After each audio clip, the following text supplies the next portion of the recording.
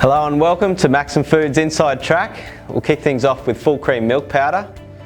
Last night on the auction we saw a 6% decrease in price. This was pretty much in line with expectations due to the coronavirus. Interesting to note though that Chinese participation was at 60%, which is the average, so it was mainly sentiment that was driving that price down. Yeah, very curious over the next month to see what will happen.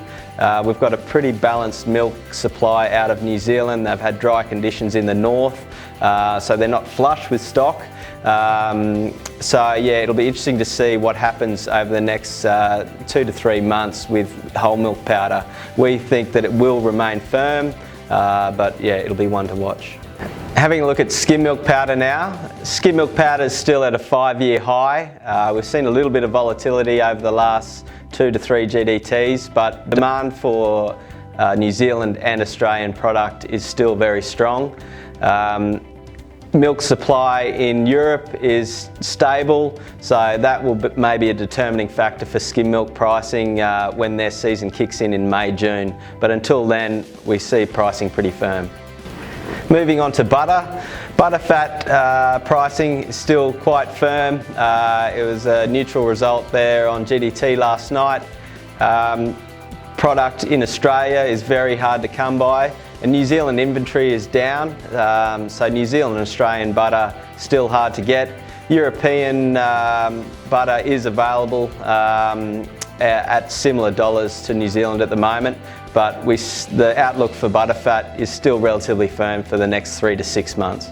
Having a look at cheese now. Cheese pricing in New Zealand and Australia has been on the up since about October 2019, so we've seen about 4 to 5 months of a steady increase.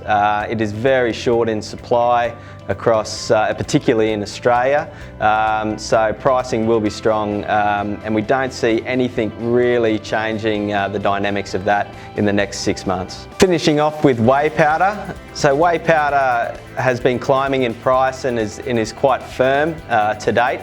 This was on the basis of Chinese repopulation of their pig industry. There's some question marks over that now, of course, so it'll be interesting to see what happens in the immediate future with whey pricing. But to date, whey demand has been very strong. Thanks for listening to this edition of the Inside Track. We'll see you again next time.